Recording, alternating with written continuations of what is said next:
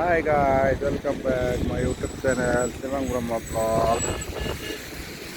आज हम हैं मेघालय का चेरापूंजी एरिया में है, जहाँ पे वर्ल्ड के अंदर सबसे ज़्यादा बारिश होता है। तो उस एरिया में हम लोग आज घूम रहा है और बारिश हो रहा है, मौसम सुहाना है।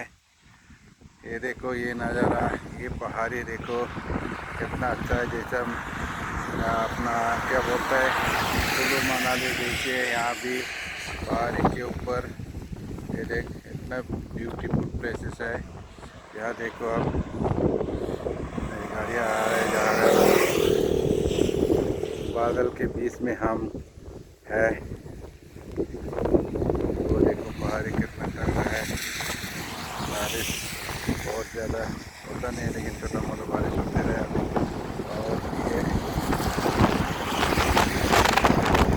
और ये कम से कम 60-65 किलोमीटर है ज़्यादा दूर शिलोंग से।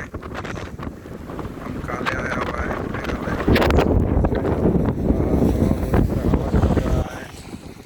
बादल चल रहा है, बारिश चल रहा है। थैंक यू गाइस, वीडियो अच्छा लगा तो लाइक एंड शेयर करो।